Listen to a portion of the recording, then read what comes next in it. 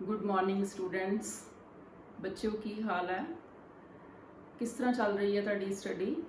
बच्चों ਹੁਣ मैं आस कर सकती हाँ कि ਤੁਸੀਂ थोड़ा थोड़ा पढ़ना शुरू कर ਦਿੱਤਾ ਹੋਏਗਾ। ਹੁਣ ਤੁਸੀਂ ਫੋਕਸ ਹੋਗੇ ਸਟੱਡੀ ਤੇ, ਕਿਉਂਕਿ ਤੁਹਾਨੂੰ ਪਤਾ ਲੱਗ ਗਿਆ ਹੈ ਕਿ ਲੋਕਡਾਊਨ ਪਤਾ ਨਹੀਂ ਕਦੋਂ ਖੁੱਲੇਗਾ ਜਾਂ ਸਕੂਲ ਕਦੋਂ ਖੁੱਲਣਗੇ ਤੇ ਤੁਸੀਂ ਆਪਣੀ ਸਟੱਡੀ ਦਾ ਨੁਕਸਾਨ ਨਹੀਂ ਕਰੋਗੇ। ਸੋ ਸਟੂਡੈਂਟਸ, ਸਾਡਾ ਅੱਜ ਦਾ ਟੌਪਿਕ ਹੈ ਰਾਜਨੀਤਿਕ ਪ੍ਰਣਾਲੀ। ਇਹ ਬੱਚੇ ਅਸੀਂ ਪਹਿਲਾਂ ਕਰ ਚੁੱਕੇ ਹਾਂ, पर कुछ बच्चों को बहुत ही ये प्रॉब्लम्स ने। सो मैं वो प्रॉब्लम्स से आप ज़्यादा फोकस होवांगे जिथे जिथे मैनू पता लगा है कि बच्चों को डाउट्स हैगे ने। तो चलो इस चैप्टर के अगे बढ़ते हाँ कि राजनीतिक प्रणाली की है, किहड़ी सदी की धारणा है, तो इस दे विच जिहड़े जिहड़े टॉपिक्स असी डिस्कस करांगे। सब तो पहला देखो इंट्रोडक्शन बच्चों कि राजनीतिक प्रणाली 20वीं सदी की धारणा है। राजनीतिक प्रणाली नूं हरमन प्यारा डेविड ईस्टन ने बनाया।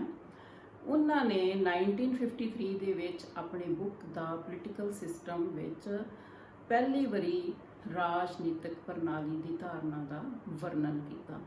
ते उन्हां दे नाल ही दूजे राजनीतिक विग्यानी जिस तरह आलमंड एंड पावल ते रॉबर्ट ए डाल ने भी उन्हां दे इन्हां विचारां च इस धारणा दे विच बच्चों हमायत की। सो स्टूडेंट्स, असी अगे नूं जाके होर अच्छी तरह डिस्क्राइब करांगे, पर तुसीं इत्थे याद रख लेना है कि राजनीतिक प्रणाली की धारणा सब तो पहला किसने वरती, किहड़ी सदी विच वरती, 20वीं सदी विच, ते डेविड ईस्टन ने किहड़ी बुक लिखी द पोलिटिकल सिस्टम, ते कदों लिखी 1953 दे विच।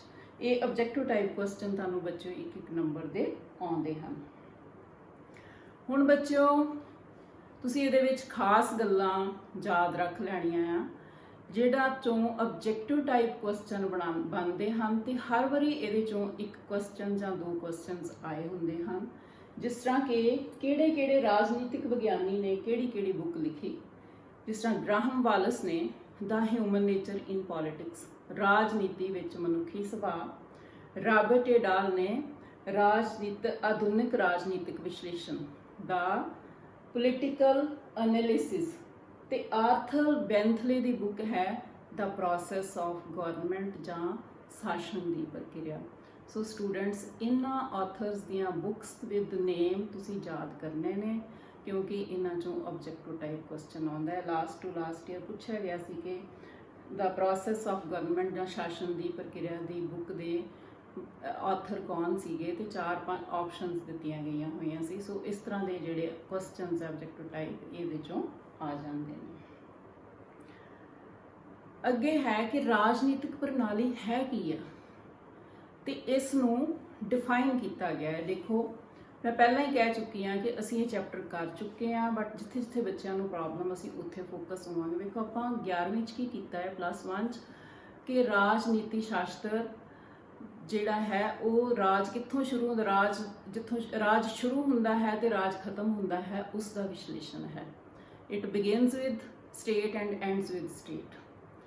पर जदों राजनीतिक प्रणाली दे जिहड़े साडे आधुनिक विग्यानी हैं उन्होंने कहा कि राजनीति शास्त्र जिहड़ा है वो सिर्फ राज सरकार ते सरकार दे अंग च किस तरह काम करते हैं उन्हां दी स्टडी नहीं है, बल्कि राजनीति शास्त्र जिहड़ा है ये मनुखी सुभाव राजनीतिक प्रणाली ते की प्रभाव पाउंदा है, ये उसका भी एनालिसिस करता है।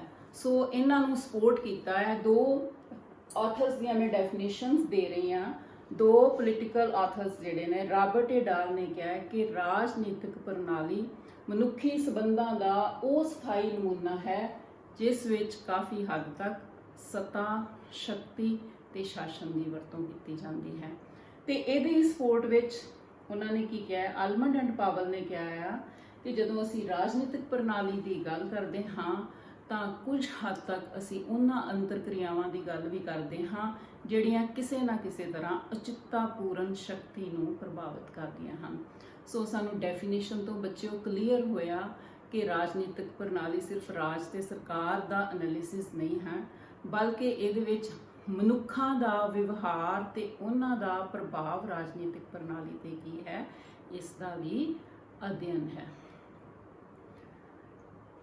ਉਸ ਤੋਂ ਹੈ ਕਿ ਰਾਜਨੀਤਿਕ ਤੇ ਪ੍ਰਣਾਲੀ। ਹੁਣ ਮੈਂ ਬੱਚਿਓ ਦੋਨੋਂ, ਰਾਜਨੀਤਿਕ ਕੀ ਹੈ ਤੇ ਪ੍ਰਣਾਲੀ ਕੀ ਹੈ, ਅਸੀਂ ਇਹਨਾਂ ਨੂੰ ਅੱਛੀ ਤਰ੍ਹਾਂ ਡਿਫਾਈਨ ਕਰਾਂਗੇ। ਵਟ ਇਜ਼ ਪੋਲੀਟੀਕਲ? ਅਸੀਂ ਕਹਿੰਦੇ ਆ ਕਿ ਉਹ ਸਮੁਦਾਇ ਜਾਂ ਉਹ ਆਰਗੇਨਾਈਜੇਸ਼ਨ ਜਿਸ ਦੇ ਕੋਲ ਸੱਤਾ, ਸੱਤਾ ਸ਼ਕਤੀ ਤੇ ਸੱਤਾ ਸ਼ਾਸਨ ਦੀ ਪ੍ਰਕਿਰਿਆ ਹੁੰਦੀ ਹੈ, ਉਹ ਰਾਜਨੀਤਿਕ ਅਖਵਾਉਂਦੀ ਹੈ। ਸੋ ਰਾਜਨੀਤਿਕ ਤੋਂ ਭਾਵ ਕਿ ਜਿਹੜੀ ਲੋਕਾਂ ਤੇ, ਜਿਹੜੇ ਆਰਗੇਨਾਈਜੇਸ਼ਨ ਨੂੰ ਇਹ ਰਾਈਟ ਹੈ ਕਿ ਉਹ ਲੋਕਾਂ ਤੇ ਸ਼ਾਸਨ, ਸੱਤਾ ਤੇ ਸ਼ਕਤੀ ਦੀ ਵਰਤੋਂ ਕਰ ਸਕਦੀ ਹੈ, ਉਹ ਰਾਜਨੀਤਿਕ ਹੈ। ਉਸ ਆਰਗੇਨਾਈਜੇਸ਼ਨ ਨੂੰ ਅਸੀਂ ਰਾਜਨੀਤੀ, ਜਿਹੜੀ ਲੋਕਾਂ ਦੇ ਬਿਹੇਵੀਅਰ ਨੂੰ ਕੰਟਰੋਲ ਕਰ ਸਕਦੀ ਹੈ ਆਪਣੀ ਪਾਵਰ ਯੂਜ਼ ਕਰਕੇ, ਉਹ ਰਾਜਨੀਤਿਕ ਹੈ।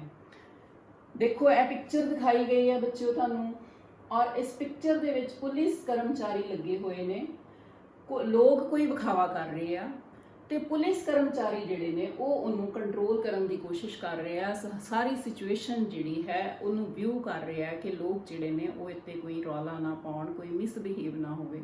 ਪਰ ਦੇਖੋ ਕਿਉਂ ਲਗਾਏ ਆ ਪੁਲਿਸ ਕਰਮਚਾਰੀ? ਕਿਉਂਕਿ ਇਹਨਾਂ ਕੋਲ ਕਾਨੂੰਨੀ ਸ਼ਕਤੀ ਹੈ, ਇਹਨਾਂ ਨੂੰ ਹੱਕ ਦਿੱਤਾ ਗਿਆ ਹੈ ਕਿ ਇਹ ਕੰਟਰੋਲ ਕਰ ਸਕਦੇ ਨੇ ਸਿਚੁਏਸ਼ਨ। ਇਹਦੇ ਤੇ ਆਪਾਂ ਟੀਚਰਸ ਜਾਂ ਡਾਕਟਰਸ ਤੇ ਨਹੀਂ ਲਾ ਸਕਦੇ, ਕਿਉਂਕਿ ਉਹਨਾਂ ਕੋਲ ਸੱਤਾ ਸ਼ਕਤੀ ਤੇ ਸ਼ਾਸਨ, ਜਿਹੜੀ ਕਾਨੂੰਨੀ ਜਬਰੀ ਸ਼ਕਤੀ ਹੈ, ਉਹਨਾਂ ਦੇ ਕੋਲ ਨਹੀਂ ਹੈ। ਸੋ ਇਹ ਤੋਂ ਤੁਹਾਨੂੰ ਕਲੀਅਰ ਹੋ ਗਿਆ ਹੋਵੇਗਾ ਕਿ ਰਾਜਨੀਤਿਕ ਤੋਂ ਭਾਵ ਹੈ ਜਿਹੜੀ ਕਿ ਸੱਤਾ, ਸੱਤਾ ਸ਼ਕਤੀ ਤੇ ਸੱਤਾ ਸ਼ਾਸਨ ਦੀ ਪ੍ਰਕਿਰਿਆ ਕਰਦੀ ਹੈ। ਹੁਣ ਬੱਚਿਓ ਅਸੀਂ ਅੱਗੇ ਵੱਧਦੇ ਹਾਂ ਕਿ ਪ੍ਰਣਾਲੀ ਕੀ ਹੈ, ਸਿਸਟਮ ਕੀ ਹੈ। ਸਿਸਟਮ ਇੱਕ ਆਰਗੇਨਾਈਜ਼ਡ ਯੂਨਿਟ ਦੀ ਤਰ੍ਹਾਂ ਕੰਮ ਕਰਦਾ ਹੈ। ਸਾਡੇ ਦੇਸ਼ ਵਿੱਚ ਕਈ ਤਰ੍ਹਾਂ ਦੇ ਸਿਸਟਮ, ਵੇਖੋ ਸਕੂਲ ਦਾ ਇੱਕ ਸਕੂਲ ਐਜੂਕੇਸ਼ਨ ਸਿਸਟਮ ਹੈ, ਸਾਡੀ ਬਾਡੀ ਦਾ ਸਿਸਟਮ, ਜਿਸ ਤਰ੍ਹਾਂ ਬਾਡੀ ਹੈ, ਇਹਦੇ ਵਿੱਚ ਲੰਗਸ ਹੈ, ਹਾਰਟ ਹੈ, ਸਟਮਕ ਹੈ, ਬ੍ਰੇਨ ਹੈ, ਔਰ ਸਾਰੇ ਕਿਸ ਤਰ੍ਹਾਂ ਆਪਣੇ ਇਸ ਸਾਰੀ ਬਾਡੀ ਦੇ ਸਿਸਟਮ ਨੂੰ ਆਰਗੇਨਾਈਜ਼ਡ ਵੇ ਦੇ ਨਾਲ ਚਲਾਉਂਦੇ ਹਨ।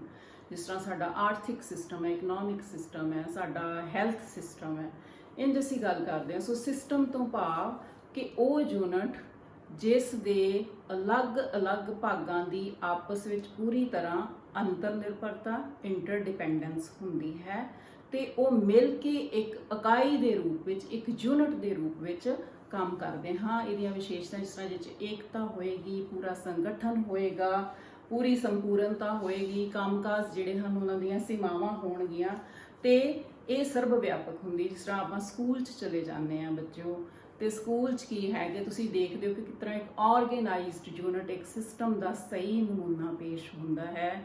ਦੇਖੋ ਤੁਹਾਡੇ ਪ੍ਰਿੰਸੀਪਲ ਨੇ, ਦੈਨ ਸਟਾਫ ਹੈ ਸਾਰਾ, ਟੀਚਰਸ ਆ ਗਏ, ਫਿਰ ਟੀਚਰਸ, ਸਟੂਡੈਂਟਸ ਆ ਗਏ, ਦੈਨ ਟਾਈਮ ਟੇਬਲ ਬਣ ਗਿਆ, ਸਕੂਲ ਦੇ ਲੱਗਣ ਦਾ ਸਮਾਂ, ਛੁੱਟੀ ਹੋਣ ਦਾ ਸਮਾਂ, ਰਿਸੈਸ ਦਾ ਸਮਾਂ, ਬੱਚਿਆਂ ਦੀ ਟੀਚਿੰਗ, ਉਸ ਤੋਂ ਬਾਅਦ ਬੱਚਿਆਂ ਕੋਲੋਂ ਐਕਸਪੈਕਟ ਕੀਤਾ ਟੀਚਰਸ ਨੇ ਕਿ ਉਹ ਹੋਮਵਰਕ ਕਰਕੇ ਆਉਣ, ਉਹਨਾਂ ਦੇ ਐਗਜ਼ਾਮਸ ਚੈੱਕ ਹੋਣੇ, ਉਹਨਾਂ ਨੂੰ ਚੈੱਕ ਕਰਨਾ, ਇਵੈਲੂਏਸ਼ਨ ਕਰਨੀ।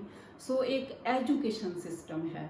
ਸੋ ਪ੍ਰਣਾਲੀ ਮੀਨਸ ਕਿ ਇੱਕ ਯੂਨਿਟ ਦੀ ਤਰ੍ਹਾਂ ਆਰਗੇਨਾਈਜ਼ਡ ਹੋ ਕੇ ਜਿਸ ਵਿੱਚ ਅਲੱਗ-ਅਲੱਗ ਭਾਗਾਂ ਦਾ ਆਪਸ 'ਚ ਮੇਲ ਜੋਲ ਹੁੰਦਾ ਹੈ, ਆਤਮ ਨਿਰਭਰਤਾ ਹੁੰਦੀ ਹੈ, ਉਸ ਨੂੰ ਅਸੀਂ ਪ੍ਰਣਾਲੀ ਕਹਿੰਦੇ ਹਾਂ। ਸੋ ਮੈਨੂੰ ਲੱਗਦਾ ਹੈ ਕਿ ਤੁਹਾਨੂੰ ਇੱਥੋਂ ਤੱਕ ਬੱਚਿਓ ਸਮਝ ਆ ਗਿਆ ਹੋਵੇਗਾ। ਹੁਣ ਅਸੀਂ ਸਟੂਡੈਂਟਸ ਅੱਗੇ ਚੱਲਦੇ ਹਾਂ। ਬੱਚਿਓ ਜਦੋਂ ਵੀ ਲੈਸਨ ਸੁਣੋ ਪਲੀਜ਼ ਆਪਣੀ ਕਾਪੀ ਪੈਨਸਲ ਜ਼ਰੂਰ ਲੈ ਕੇ ਬੈਠਣਾ ਹੈ ਤੁਸੀਂ, ਤਾਂ ਕਿ ਤੁਸੀਂ ਮੇਨ ਪੁਆਇੰਟਸ ਜਿਹੜੇ ਨੇ, ਮੇਨ ਐਗਜ਼ਾਮਪਲਸ ਜਿਹੜੀਆਂ ਹੈ ਉਹਨਾਂ ਨੂੰ ਤੁਸੀਂ ਨੋਟ ਕਰ ਸਕੋ। ਹੁਣ ਅਸੀਂ ਕਹਿੰਦੇ ਆ, ਦੇਖੋ ਸਿਸਟਮ ਤੇ ਬਹੁਤ ਤਰ੍ਹਾਂ ਦੇ ਦੇਸ਼ ਵਿੱਚ ਪਾਏ ਜਾਂਦੇ ਹਨ। ਤੁਹਾਨੂੰ ਮੈਂ ਜਿਸ ਤਰ੍ਹਾਂ ਸਾਡਾ ਐਜੂਕੇਸ਼ਨ ਸਿਸਟਮ ਹੈ, ਸਾਡਾ ਹੈਲਥ ਸਿਸਟਮ ਹੈ, ਇਕਨੋਮਿਕ ਸਿਸਟਮ ਹੈ, ਸਾਡੀ ਆਪਣੀ ਬਾਡੀ ਦਾ ਸਿਸਟਮ। ਦੇਖੋ ਇਹ ਸਿਸਟਮ ਦੀਆਂ ਐਗਜ਼ਾਮਪਲ, ਈਵਨ ਕੁਦਰਤ ਇੱਕ ਸਿਸਟਮ ਦੇ ਵਿੱਚ ਆਰਗੇਨਾਈਜ਼ਡ ਹੈ। ਦੇਖੋ ਸੂਰਜ ਦਾ ਟਾਈਮ ਸਿਰ ਚੜ੍ਹਨਾ, ਚੰਦਰਮਾ ਦਾ ਚੜ੍ਹਨਾ, ਸੂਰਜ ਸੈੱਟ ਡੁੱਬਣ ਦਾ ਸਮਾਂ, ਦਿਨ ਰਾਤ, ਕਿਸ ਤਰ੍ਹਾਂ ਇੱਕ ਸਿਸਟਮ, ਇੱਕ ਦਾਇਰੇ 'ਚ ਰਹਿ ਕੇ ਤੇ ਨੇਚਰ ਜਿਹੜੀ ਹੈ ਉਹ ਕਿੰਨਾ ਸਹੀ ਨਮੂਨਾ ਪੇਸ਼ ਕਰਦੀ ਹੈ, ਜਿਹਨੂੰ ਅਸੀਂ ਕਈ ਵਾਰੀ ਡੀਪਲੀ ਸੋਚ ਕੇ ਦੇਖਦੇ ਹੀ ਨਹੀਂ ਹੈ। ਪਰ ਹੁਣ ਅਸੀਂ ਇੱਥੇ ਕਰ ਰਹੇ ਹਾਂ ਕਿ ਰਾਜਨੀਤਿਕ ਪ੍ਰਣਾਲੀ ਕੀ ਹੈ, what is political system. So political system ਕੀ ਹੈ ਕਿ ਉਹ ਸਮੁਦਾਇ, ਉਹ ਆਰਗੇਨਾਈਜੇਸ਼ਨ, ਉਹ ਸੰਸਥਾ ਜਿਹਦੇ ਕੋਲ ਸੱਤਾ, ਸ਼ਕਤੀ ਤੇ ਸ਼ਾਸਨ ਮੀਨਸ ਪਾਵਰ ਹੈ, ਲੈਜਿਟੀਮੇਟ ਕੋਰਸੀਵ ਪਾਵਰ, ਜਬਰੀ ਕਾਨੂੰਨੀ ਸ਼ਕਤੀ ਹੈ, ਤੇ ਉਸ ਜਬਰੀ ਕਾਨੂੰਨੀ ਸ਼ਕਤੀ ਨੂੰ ਵਰਤ ਕੇ ਉਹ ਲੋਕਾਂ ਤੇ ਸ਼ਾਸਨ ਕਰਦੀ ਹੈ, ਤਾਂ ਉਸ ਨੂੰ ਕੀ ਕਹਿੰਦੇ ਹਾਂ ਅਸੀਂ? ਰਾਜਨੀਤਿਕ ਪ੍ਰਣਾਲੀ ਆਖਦੇ ਹਾਂ। ਸੋ ਆਪਾਂ ਪੰਜਾਬ 'ਚ ਰਹਿੰਦੇ ਹਾਂ ਬੱਚਿਓ, ਤੇ ਅਸੀਂ ਪੰਜਾਬ ਦੀ ਗੱਲ ਕਰ ਲੈਂਦੇ ਹਾਂ। ਤੁਸੀਂ ਇਹ ਵੇਖੋ, ਪਿਕਚਰ ਦੇਖ ਰਹੇ ਹੋ, ਇਹ ਪਿਕਚਰ ਦੇ ਵਿੱਚ ਕੀ ਦਿਖਾਇਆ ਗਿਆ ਤੁਹਾਡੇ ਕੌਣ ਨੇ ਤੁਸੀਂ ਦੇਖ ਸਕਦੇ ਹੋ ਸਟੂਡੈਂਟਸ। ਸਾਡੇ ਪੰਜਾਬ ਦੇ chief minister captain Amarinder Singh ਨੇ। ਉਹ ਆਪਣੀ ਟੀਮ, ਆਪਣੇ ਮੰਤਰੀ ਮੰਡਲ ਦੇ ਨਾਲ ਬੈਠੇ ਹੋਏ ਨੇ ਤੇ ਉਹ ਕੋਈ ਉਹਨਾਂ ਦੀ ਮੀਟਿੰਗ ਹੋ ਰਹੀ ਹੈ। ਸੋ ਸਾਡੇ ਜਿਸ ਤਰ੍ਹਾਂ ਹੁਣ ਕਰਫਿਊ ਲੱਗਾ ਸੀਗਾ, ਹੁਣ ਲਾਕਡਾਊਨ ਚੱਲ ਰਿਹਾ ਹੈ, ਤੇ ਕਰਫਿਊ ਕਿਹਨਾਂ ਨੇ ਆਰਡਰ ਕੀਤਾ ਸੀਗਾ ਕਿ ਅੱਜ ਕੱਲ੍ਹ ਪੈਂਡੈਮਿਕ ਦਾ ਜਿਹੜਾ ਉਹ ਸਮਾਂ ਆ, ਕੋਵਿਡ-19 ਕਰਕੇ ਲੋਕਾਂ ਦੀ ਸੇਫਟੀ ਦਾ ਖਿਆਲ ਰੱਖਿਆ ਜਾਂਦਾ ਹੈ, ਬਾਰ-ਬਾਰ ਕਿਹਾ ਜਾਂਦਾ ਹੈ stay safe, stay alert, stay home. So ਇਹ ਆਰਡਰਸ ਕਿਹਨਾਂ ਨੇ ਕੀਤੇ ਸੀ? ਇਹ ਸਾਡੇ ਪੰਜਾਬ ਦੇ ਮੁੱਖ ਮੰਤਰੀ ਕੈਪਟਨ ਅਮਰਿੰਦਰ ਸਿੰਘ ਨੇ ਕੀਤੇ ਸੀ ਕਿ ਪੰਜਾਬ ਨੂੰ ਬਚਾਇਆ ਜਾਵੇ। ਹੋਰ ਤੇ ਕਿਸੇ ਨੇ ਸ਼ਕਤੀ ਨੂੰ ਵਰਤਿਆ ਨਹੀਂ ਨਾ। ਸੋ ਉਹਨਾਂ ਨੇ ਆਰਡਰ ਕੀਤੇ ਤੇ ਉਹ ਆਰਡਰ ਪੰਜਾਬ ਦੇ ਜਿੰਨੇ 22 ਦੇ 22 ਜ਼ਿਲ੍ਹੇ ਸੀ ਉਹਨਾਂ ਸਾਰਿਆਂ ਦੇ ਵਿੱਚ ਐਪਲੀਕੇਬਲ ਹੋ ਗਏ ਤੇ ਲੋਕਾਂ ਨੂੰ ਘਰਾਂ 'ਚ ਰਹਿਣ ਲਈ, ਆਪਣੀ ਸੇਫਟੀ ਲਈ ਉਹਨਾਂ ਨੂੰ ਮਜਬੂਰ ਹੋਣਾ ਪਿਆ। ਔਰ ਤੁਹਾਨੂੰ ਪਤਾ ਹੈ ਕਿ ਜਦੋਂ ਵੀ ਕੋਈ ਬਾਹਰ ਕਾਨੂੰਨ ਨੂੰ ਤੋੜਨ ਦਾ ਕੋਸ਼ਿਸ਼ ਕਰਦਾ ਸੀ ਤਾਂ ਪੁਲਿਸ ਕਰਮਚਾਰੀ ਉਸ ਨੂੰ ਰੋਕਦੇ ਸੀ, ਉਹਨੂੰ ਪਨਿਸ਼ ਕਰਦੇ ਸੀ ਜਾਂ ਉਹਨੂੰ ਪਕੜ ਕੇ ਲੈ ਜਾਂਦੇ ਸੀ। ਸੋ ਰਾਜਨੀਤਿਕ ਪ੍ਰਣਾਲੀ ਤੁਹਾਡੇ ਸਾਹਮਣੇ ਆ ਗਈ ਸਟੂਡੈਂਟਸ। ਰਾਜਨੀਤਿਕ ਪ੍ਰਣਾਲੀ 'ਚ ਹੈ ਕਿ ਜਿਹਦੇ ਵਿੱਚ ਸਰਕਾਰ ਵੀ ਹੈ ਤੇ ਜਿਹਦੇ ਵਿੱਚ ਸਰਕਾਰ ਆਪਣਾ ਕਾਨੂੰਨ ਲੋਕਾਂ ਤੇ ਚਲਾਉਂਦੀ ਹੈ ਤੇ ਲੋਕਾਂ ਤੇ ਉਸ ਦਾ ਪ੍ਰਭਾਵ ਕੀ ਪੈਂਦਾ ਹੈ ਤੇ ਰਾਜਨੀਤਿਕ ਪ੍ਰਣਾਲੀ ਨੂੰ ਕੀ ਫੀਡਬੈਕ ਕਰਦੇ ਹਾਂ। ਇਹਨੂੰ ਸਾਰੇ ਨੂੰ ਅਸੀਂ ਪੋਲੀਟੀਕਲ ਸਿਸਟਮ ਜਾਂ ਰਾਜਨੀਤਿਕ ਪ੍ਰਣਾਲੀ ਕਹਿੰਦੇ ਹਾਂ।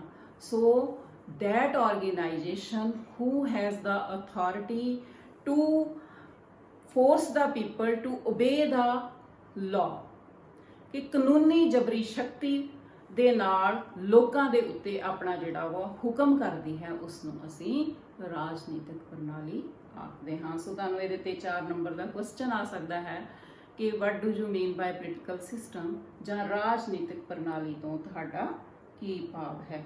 ਹੁਣ ਅਸੀਂ ਆਗੇ, ਮੈਂ ਤੁਹਾਨੂੰ ਇਹ ਤੁਹਾਡੇ ਚੈਪਟਰ 'ਚ ਨਹੀਂ ਹੈ, just to show you an example ਕਿ ਤੁਸੀਂ ਸਮਝ ਸਕੋ ਕਿ ਇਹ ਜਿਹੜੀਆਂ ਪਾਵਰਸ ਸੀਗੀਆਂ ਜਦੋਂ ਮੁੱਖ ਮੰਤਰੀ ਸਾਹਿਬ ਨੇ ਸਾਨੂੰ ਕਿਹਾ ਕਿ ਕਰਫਿਊ ਲਗਾਇਆ ਜਾਵੇ ਪੰਜਾਬ 'ਚ, ਤੇ ਸਾਰੇ ਜ਼ਿਲ੍ਹਿਆਂ ਦੇ ਜਿਸ ਤਰ੍ਹਾਂ ਡਿਪਟੀ ਕਮਿਸ਼ਨਰ ਸੀ ਉਹਨਾਂ ਨੂੰ ਆਪਣੇ ਆਪਣੇ ਜ਼ਿਲ੍ਹੇ ਦੇ ਉਹ ਇੰਚਾਰਜ ਬਣ ਗਏ ਤੇ ਉਹਨਾਂ ਨੇ ਇਹਨਾਂ ਪਾਵਰਸ ਨੂੰ ਯੂਜ਼ ਕੀਤਾ ਕਿ ਨਵਾਂ ਕਾਨੂੰਨ ਜਿਹੜਾ ਹੈ ਉਹ ਬਣ ਗਿਆ। ਇਸੇ ਤਰ੍ਹਾਂ ਪੁਲਿਸ ਕਮਿਸ਼ਨਰ ਜਿਹੜੇ ਸੀਗੇ ਉਹਨਾਂ ਨੇ ਜਿੰਨੇ ਅੱਗੇ ਪੁਲਿਸ ਕਰਮਚਾਰੀ ਸੀ ਉਹ ਸ਼ਾਸਨ ਦੀ ਜਿਹੜੀ ਐਡਮਿਨਿਸਟ੍ਰੇਸ਼ਨ ਸੀ ਉਹਨੂੰ ਉੱਥੇ ਕੁਝ ਪ੍ਰੋਬਲਮਸ ਨਾ ਹੋਣ, ਲੋਕ ਬਾਹਰ ਨਾ ਨਿਕਲਣ, ਉਹਨਾਂ ਨੇ ਆਪਣੇ ਪੁਲਿਸ ਦੇ ਜਿਹੜੇ ਪੁਲਿਸ ਆਫੀਸਰ ਸੀਗੇ ਉਹ ਲਗਾ ਦਿੱਤੇ। ਤੁਸੀਂ ਵੇਖਿਆ ਹੋਣਾ ਹੈ ਕਿ ਪੁਲਿਸ ਨੂੰ ਜੌਬ ਕਰਦੇ ਆ ਇਸ ਵਾਰੀ ਕਿਸ ਤਰ੍ਹਾਂ ਕਿੰਨੇ ਉਹ ਡਿਊਟੀਫੁਲ ਸੀ। ਸਾਨੂੰ ਘਰਾਂ ਦੇ ਵਿੱਚ ਆਪਾਂ ਰਹਿੰਦੇ ਸੀ ਤੇ ਉਹ ਸਾਡੇ ਲਈ ਡਿਊਟੀ ਕਰਦੇ ਸੀ। ਇਸੇ ਤਰ੍ਹਾਂ ਹੀ ਸਾਡੇ ਚੀਫ ਮੈਡੀਕਲ ਆਫੀਸਰ ਜਿਹੜੇ ਕਿ ਦੇਖਦੇ ਸੀ ਕਿ ਕਿੰਨੇ ਪੇਸ਼ੈਂਟ ਆਏ ਨੇ। ਆਪਾਂ ਇਸ ਟਾਈਮ ਤੇ ਇਸ ਸਿਚੁਏਸ਼ਨ ਦੀ ਗੱਲ ਕਰ ਰਹੇ ਹਾਂ ਕਿ ਉਹਨਾਂ ਨੂੰ ਕੁਆਰੰਟਾਈਨ ਕੀਤਾ ਗਿਆ, ਕਿੰਨੇ ਠੀਕ ਹੋ ਗਏ, ਕਿੰਨੇ ਨਵੇਂ ਆਏ, ਕੀ ਵਾਇਰਸ ਦੀ ਕੰਡੀਸ਼ਨ ਹੈ, ਸਾਰੀ ਰਿਪੋਰਟ ਜਿਹੜੀ ਆਪਾਂ ਨਿਊਜ਼ਪੇਪਰ ਦੇ ਥਰੂ ਸੁਣਦੇ ਸੀਗੇ।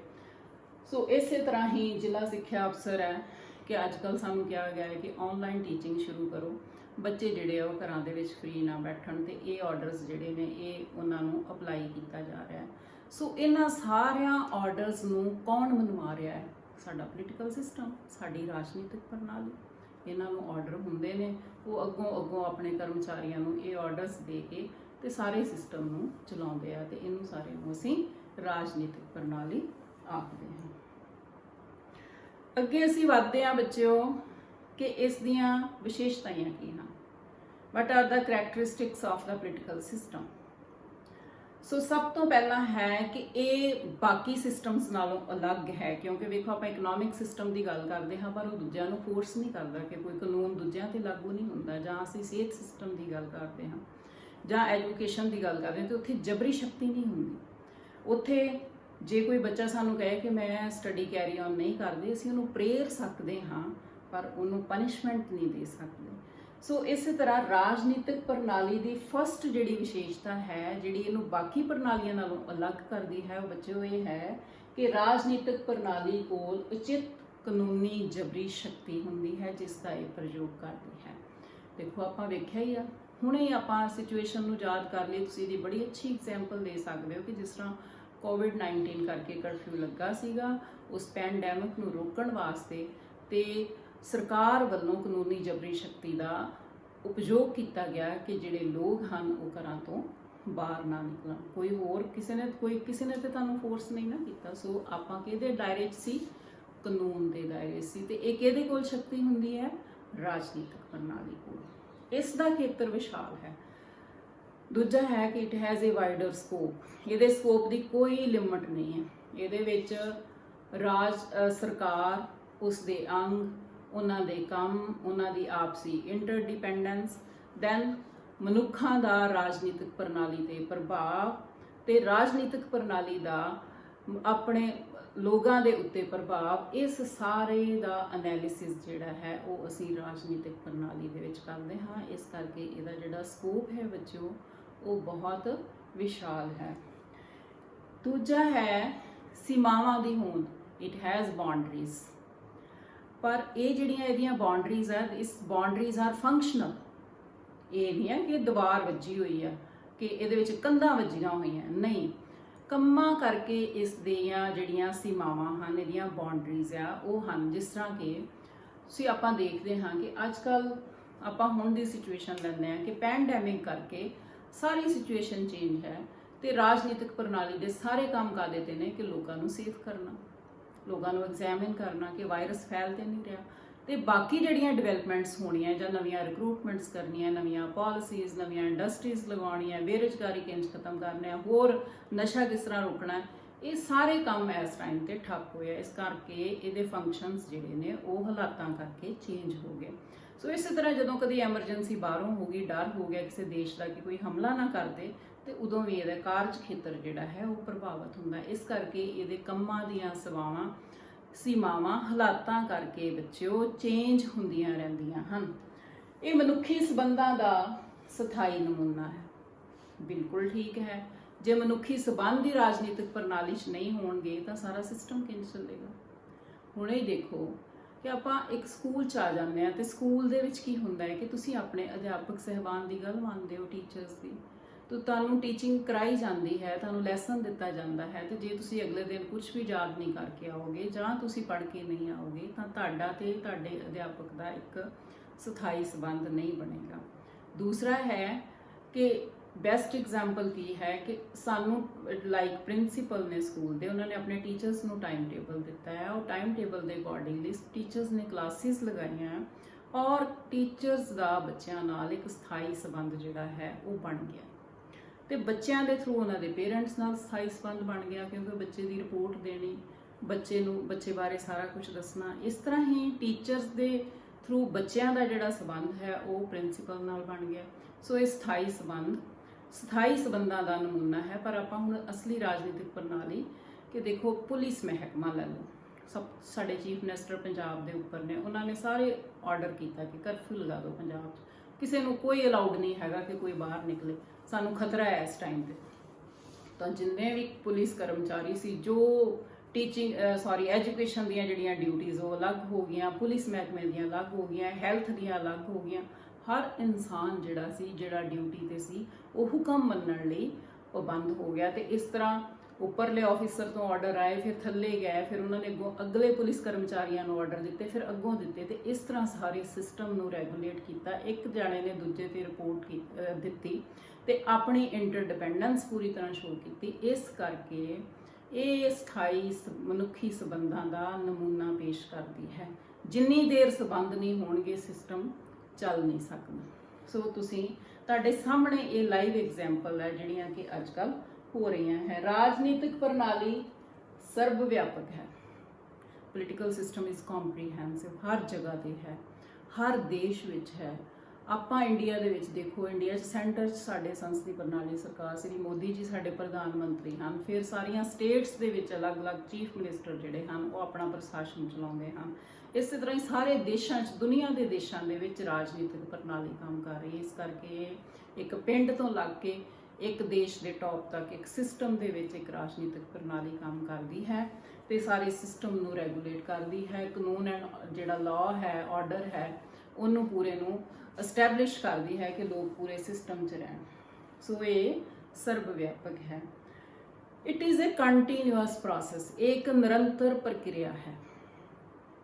ਇਹ ਹਮੇਸ਼ਾ ਚੱਲਦੀ ਰਹਿੰਦੀ ਹੈ। ਹਰ ਸਮਾਜ ਵਿੱਚ ਪੁਰਾਣੇ ਸਮਿਆਂ ਤੋਂ ਪਾਈ ਜਾਂਦੀ ਹੈ।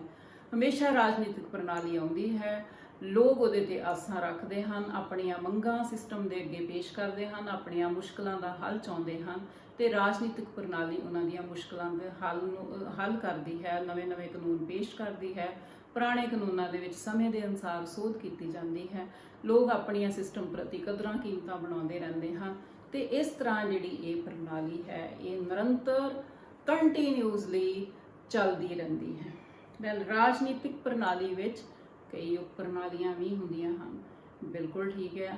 ਹਰ ਵੱਡੇ ਸਿਸਟਮ ਦੇ ਵਿੱਚ ਇੱਕ ਸਬ ਸਿਸਟਮ ਹੁੰਦਾ ਹੈ। ਜਿਸ ਤਰ੍ਹਾਂ ਸੈਂਟਰ ਦੇ ਵਿੱਚ ਸ੍ਰੀ ਮੋਦੀ ਜੀ ਦੀ ਸੰਸਦੀ ਸਰਕਾਰ ਕੰਮ ਕਰ ਰਹੀ ਹੈ, ਸਾਡੇ ਦੇਸ਼ ਵਿੱਚ ਪਾਰਲੀਮੈਂਟਰੀ ਫਾਰਮ ਆਫ ਗਵਰਨਮੈਂਟ ਹੈ। ਇਸੇ ਤਰ੍ਹਾਂ ਹੀ ਉਹਦੇ ਥੱਲੇ ਕੀ ਆ ਗਈਆਂ, ਸਾਰੀਆਂ ਸਟੇਟਸ ਦੀਆਂ ਗਵਰਨਮੈਂਟ ਆ ਗਈਆਂ, ਫਿਰ ਸਾਰੇ ਜਿੰਨੇ ਜ਼ਿਲ੍ਹੇ ਹਨ ਉਹ ਸਾਰੇ ਸਟੇਟ ਦੇ ਅੰਡਰ ਆ ਗਏ, ਉੱਥੇ ਆ ਗਏ। ਜੇ ਸਟੇਟ ਵਿੱਚ ਚੀਫ ਮਿਨਿਸਟਰ ਤੇ ਮੰਤਰੀ ਮੰਡਲ ਹੈ, ਲੈਜਿਸਲੇਚਰ ਹੈ, ਤਾਂ ਇਸੇ ਤਰ੍ਹਾਂ ਹੀ ਇਸੇ ਪੈਟਰਨ ਤੇ ਸਾਰੇ ਸ਼ਹਿਰਾਂ ਦੇ ਵਿੱਚ ਕੀ ਆ ਗਿਆ, ਮੇਅਰ ਆ ਗਏ, ਕਾਉਂਸਲਰ ਆ ਗਏ, ਫਿਰ ਅੱਗੇ ਬਲਾਕ ਲੈਵਲ ਤੇ ਆ ਗਏ, ਜ਼ਿਲ੍ਹਾ ਪ੍ਰੀਸ਼ਦ ਆ ਗਿਆ, ਫਿਰ ਪਿੰਡ 'ਚ ਚਲੇ ਗਏ, ਪੰਚਾਇਤੀ ਰਾਜ ਸ਼ੁਰੂ ਹੋ ਗਿਆ। ਸੋ ਇਸ ਤਰ੍ਹਾਂ ਇਸ ਰਾਜਨੀਤਿਕ ਪ੍ਰਣਾਲੀ ਵਿੱਚ ਸਬ ਸਿਸਟਮ ਉਪ ਪ੍ਰਣਾਲੀਆਂ ਹੁੰਦੀਆਂ ਹਨ। ਸੋ ਸਟੂਡੈਂਟਸ, ਇਹ ਸਾਰੀਆਂ ਇਹਦੀਆਂ ਖਾਸ ਵਿਸ਼ੇਸ਼ਤਾਵਾਂ ਹਨ ਜਿਹੜੀਆਂ ਇਹਨੂੰ ਬਾਕੀ ਪ੍ਰਣਾਲੀਆਂ ਤੋਂ ਆਪਾਂ ਕਹਿੰਦੇ ਕਿ ਅਲੱਗ ਰੱਖਦੀਆਂ ਹਨ।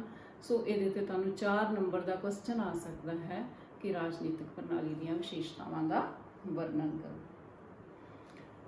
ਹੁਣ ਹੈ ਕਿ ਅਸੀਂ ਇਹ ਵੀ ਪਤਾ ਕਰ ਲਿਆ ਕਿ ਰਾਜਨੀਤਿਕ ਪ੍ਰਣਾਲੀ ਹੈ ਕੀ ਆ, ਫਿਰ ਇਹਦੀਆਂ ਕੀ ਵਿਸ਼ੇਸ਼ਤਾਵਾਂ। ਹੁਣ ਅਸੀਂ ਕਵਾਂਗੇ ਕਿ ਇਹਦੇ ਢਾਂਚੇ ਕਿਹੜੇ ਹਨ, ਇਹਦੇ ਸਟਰਕਚਰ ਕਿਹੜੇ ਹਨ ਜਿਨ੍ਹਾਂ ਦੇ ਥਰੂ ਇਹ ਕੰਮ ਕਰਦੀ ਹੈ।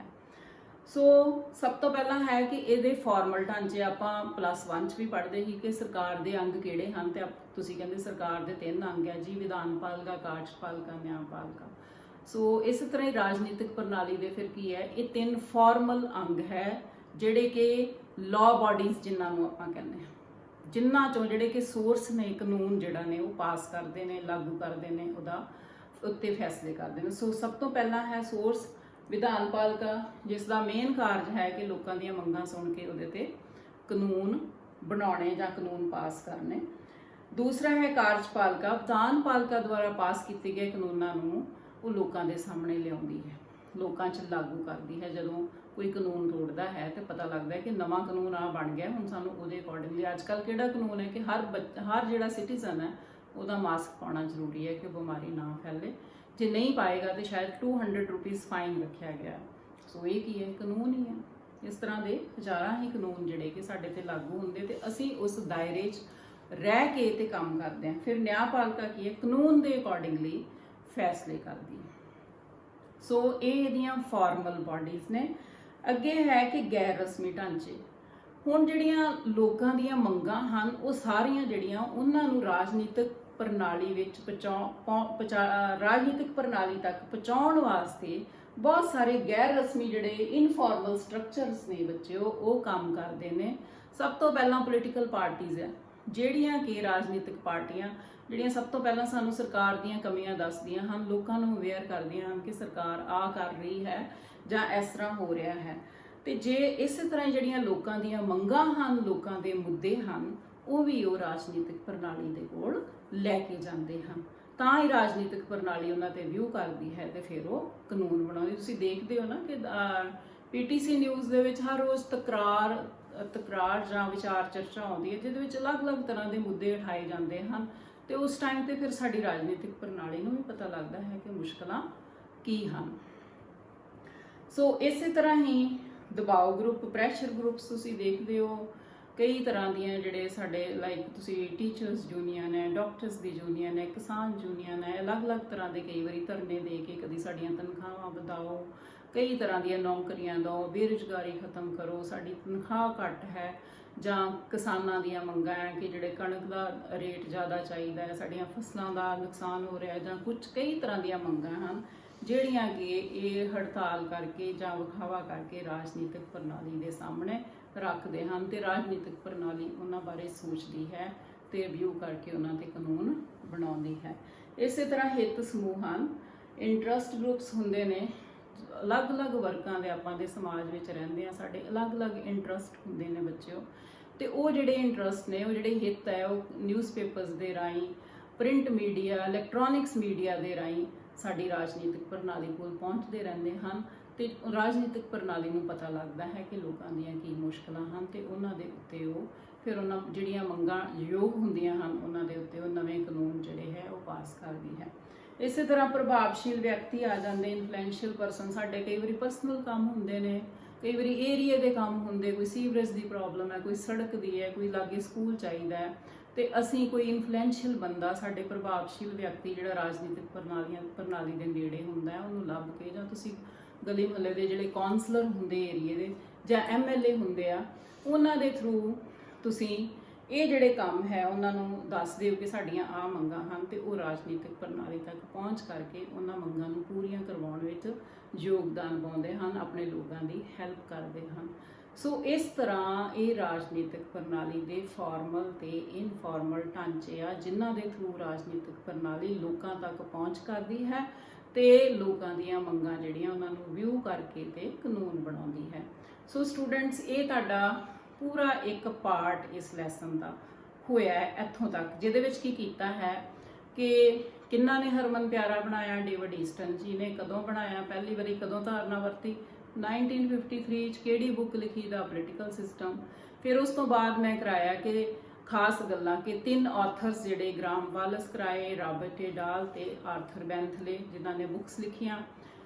ਦੈਨ ਅਸੀਂ ਡੈਫੀਨੇਸ਼ਨਸ ਕੀਤੀਆਂ ਬੱਚਿਓ। ਫਿਰ ਰਾਜਨੀਤਿਕ ਕੀ ਹੈ, ਪ੍ਰਣਾਲੀ ਕੀ ਹੈ, ਫਿਰ ਉਸ ਤੋਂ ਬਾਅਦ ਰਾਜਨੀਤਿਕ ਪ੍ਰਣਾਲੀ ਕੀ ਹੈ, ਇਸ ਦੀਆਂ ਵਿਸ਼ੇਸ਼ਤਾਵਾਂ ਕੀ ਹਨ ਤੇ ਇਹਦੇ ਢਾਂਚੇ ਕਿਹੜੇ ਹਨ ਜਿਨ੍ਹਾਂ ਦੇ ਥਰੂ ਕੰਮ ਕਰਦੀ। ਇਹ ਬੱਚਿਓ ਤੁਹਾਡਾ ਇੱਕ ਪਾਰਟ ਹੁੰਦਾ ਹੈ। ਤੁਸੀਂ ਇੱਥੋਂ ਤੱਕ ਪਹਿਲਾਂ ਇਹ ਸਾਰਾ ਲੈਕਚਰ ਸੁਣ ਲੈਣਾ ਹੈ, ਇਹਨੂੰ ਧਿਆਨ ਨਾਲ ਰਿਵਿਊ ਕਰ ਲੈਣਾ ਹੈ ਤੇ ਇਹ ਇਹਦਾ ਪੂਰਾ ਇੱਕ ਪਾਰਟ ਹੈ। ਸੋ ਇਹਦੇ ਵਿੱਚ ਕੁਐਸਚਨ ਕਿਹੜਾ ਬਣਦਾ ਹੈ ਕਿ ਰਾਜਨੀਤਿਕ ਪ੍ਰਣਾਲੀ ਦੇ ਰਸਮੀ ਢਾਂਚੇ ਕਿਹੜੇ ਹਨ? 2 ਨੰਬਰ ਦਾ ਆ ਸਕਦਾ ਹੈ ਤੇ ਇਕੱਠਾ ਜਾਏ ਰਸਮੀ ਤੇ ਗੈਰ ਰਸਮੀ ਢਾਂਚਿਆਂ ਦਾ ਵਰਣਨ ਕਰੋ ਤਾਂ ਤੁਹਾਡਾ 4 ਨੰਬਰ ਦਾ ਕੁਐਸਚਨ ਜਿਹੜਾ ਹੈ ਉਹ ਆ ਸਕਦਾ ਹੈ। ਜਾਂ ਤੁਹਾਨੂੰ ਪੁੱਛਿਆ ਆਬਜੈਕਟਿਵ ਟਾਈਪ ਵੀ ਆ ਸਕਦਾ ਹੈ ਕਿ ਕੀ ਵਿਧਾਨ ਪਾਲਿਕਾ ਗੈਰ ਰਸਮੀ ਢਾਂਚਾ ਹੈ, ਜਾਂ 4 ਆਪਸ਼ਨਸ ਦਿੱਤੀਆਂ ਹੁੰਦੀਆਂ ਕਿ ਇਹਨਾਂ ਵਿੱਚੋਂ ਰਸਮੀ ਢਾਂਚੇ ਕਿਹੜੇ ਹਨ, ਜਿਹਦੇ ਵਿੱਚ ਗੈਰ ਰਸਮੀ ਵੀ ਪਾਏ ਹੁੰਦੇ ਹਨ ਤੇ ਰਸਮੀ ਵੀ ਇੱਕ ਨਾਲ ਮੈਂਸ਼ਨ ਕੀਤਾ ਹੁੰਦਾ ਹੈ। ਸੋ ਪਲੀਜ਼ ਤੁਸੀਂ ਇੱਥੇ ਬੱਚਿਓ ਧਿਆਨ ਦੇਣਾ ਹੈ। ਹੁਣ ਅਸੀਂ ਇਹਦਾ ਸੈਕਿੰਡ ਪਾਰਟ ਹੈ ਕਿ ਅਸੀਂ ਇਹ ਕਰ ਲਿਆ, ਇਹਦੇ ਢਾਂਚੇ ਆ ਹਨ, ਇਹਦੀਆਂ ਵਿਸ਼ੇਸ਼ਤਾਵਾਂ ਹਨ, ਹੁਣ ਇਹਦੇ ਕੰਮ ਕੀ ਹਨ, ਇਹ ਤੋਂ ਅਸੀਂ ਇਹਦਾ ਸੈਕਿੰਡ ਪਾਰਟ ਜਿਹੜਾ ਹੈ ਉੱਤੇ ਜਾਣਦੇ ਹਾਂ ਕਿ ਰਾਜਨੀਤਿਕ ਪ੍ਰਣਾਲੀ ਦੇ ਕੰਮ ਕੀ ਹਨ। ਡੇਵਿਡ ਈਸਟਨ ਜੀ ਨੇ ਬੱਚਿਓ ਕਿਹਾ ਆ ਕਿ ਜਿਹੜੀ ਰਾਜਨੀਤਿਕ ਪ੍ਰਣਾਲੀ ਹੈ ਇਸ ਦਾ ਮੁੱਖ ਕੰਮ ਕੀ ਹੈ? ਨਿਵੇਸ਼ਾਂ ਨੂੰ ਨਿਕਾਸਾਂ 'ਚ ਬਦਲਣਾ। means to transfer the inputs into outputs। ਹੁਣ ਇਨਪੁਟ ਕੀ ਹੈ? what is input? ਜਿੱਥੇ ਬੱਚਿਆਂ ਨੂੰ ਪ੍ਰੋਬਲਮ ਆਉਂਦੀ ਆਪਾਂ ਇੱਥੇ ਜ਼ਿਆਦਾ ਫੋਕਸ ਹੁੰਦੇ ਹਾਂ। inputs are demands kept by the people before the political system। ਨਿਵੇਸ਼ਾਂ ਤੋਂ ਭਾਵ ਉਹ ਮੰਗਾਂ ਜਿਹੜੀਆਂ ਲੋਕਾਂ ਦੁਆਰਾ ਰਾਜਨੀਤਿਕ ਪ੍ਰਣਾਲੀ ਦੇ ਸਾਹਮਣੇ ਰੱਖੀਆਂ ਜਾਂਦੀਆਂ ਹਨ। ਸੋ ਦੇਖੋ, ਡੇਵਿਡ ਈਸਟਨ ਨੇ ਕਿਹਾ ਹੈ ਕਿ ਨਿਵੇਸ਼ਾਂ ਤੋਂ ਭਾਵ ਹੈ ਕਿ ਰਾਜਨੀਤਿਕ ਪ੍ਰਣਾਲੀ ਨੂੰ ਕੱਚਾ ਮਾਲ ਜਿਹੜਾ ਹੈ ਉਹ ਦੇਣਾ।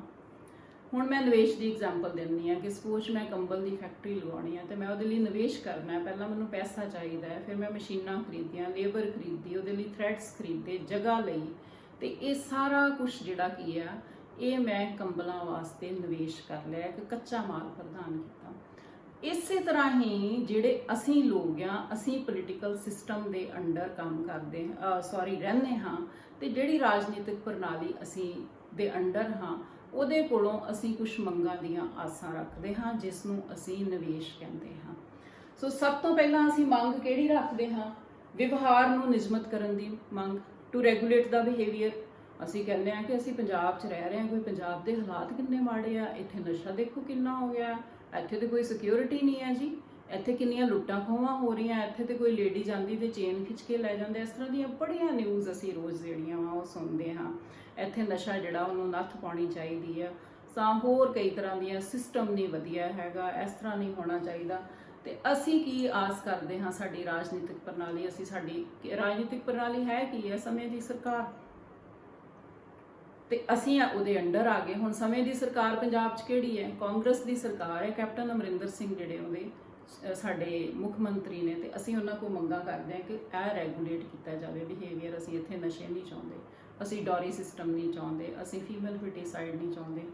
ਤੇ ਉਹ ਜਿਹੜਾ ਸਿਸਟਮ ਹੈ ਉਹ ਸਾਡੀਆਂ ਇਹਨਾਂ ਮੰਗਾਂ ਨੂੰ ਸੁਣਦਾ ਹੈ। ਸੋ ਇਹ ਅਸੀਂ ਕੀ ਕੀਤਾ, ਇਹ ਸਿਸਟਮ ਦੇ ਸਾਹਮਣੇ ਆਪਾਂ ਕੀ ਕੀਤਾ, ਨਿਵੇਸ਼ ਕੀਤਾ, ਮੰਗ ਕੀਤੀ, ਆਸ ਰੱਖੀ। ਇਸੇ ਤਰ੍ਹਾਂ ਹੀ ਹੈ ਵਸਤੂਆਂ ਤੇ ਸੇਵਾਵਾਂ ਦੀ ਮੰਗ। ਹੁਣ ਅਸੀਂ ਆਪਾਂ ਪੰਜਾਬ ਦੀ ਐਗਜ਼ਾਮਪਲ ਲੈ ਲੈਂਦੇ ਹਾਂ। ਅਸੀਂ ਕਹਿੰਦੇ ਹਾਂ ਕਿ ਬੇਰੁਜ਼ਗਾਰੀ ਬਹੁਤ ਹੈ। ਅਸੀਂ ਦੇਖਿਆ ਹੈ ਕਿ ਹੁਣੇ ਹੀ ਕਰਫਿਊ ਲੱਗਾ ਸੀ ਤੇ ਲੋਕਾਂ ਦਾ ਤੇ ਬੁਰਾ ਹਾਲ ਹੋ ਗਿਆ। ਸੋ ਇੱਥੇ ਹਰ ਬੰਦੇ ਦੀਆਂ 3 ਲੋੜਾਂ, ਰੋਟੀ, ਕੱਪੜਾ ਤੇ ਮਕਾਨ ਪੂਰੀਆਂ ਹੋਣੀਆਂ ਚਾਹੀਦੀਆਂ। ਜ਼ਿਆਦਾ ਤੋਂ ਜ਼ਿਆਦਾ ਨੌਕਰੀਆਂ ਨਿਕਲਣੀਆਂ ਚਾਹੀਦੀਆਂ। ਲੋਕਾਂ ਦਾ ਇਕਨੋਮਿਕ ਜਿਹੜਾ ਸਟੇਟਸ ਹੈ ਉਹ ਉੱਪਰ ਹੋਣਾ ਚਾਹੀਦਾ ਹੈ। ਸੋ ਇਹ ਜਿਹੜੀਆਂ ਚੀਜ਼ਾਂ ਹਨ, ਇਸ ਤਰ੍ਹਾਂ ਅਸੀਂ ਵਸਤੂਆਂ ਤੇ ਸੇਵਾਵਾਂ ਦੀ ਮੰਗ ਜਿਹੜੀ ਹੈ ਉਹ ਰਾਜਨੀਤਿਕ ਪ੍ਰਣਾਲੀ ਤੋਂ ਕਰਦੇ ਹਾਂ।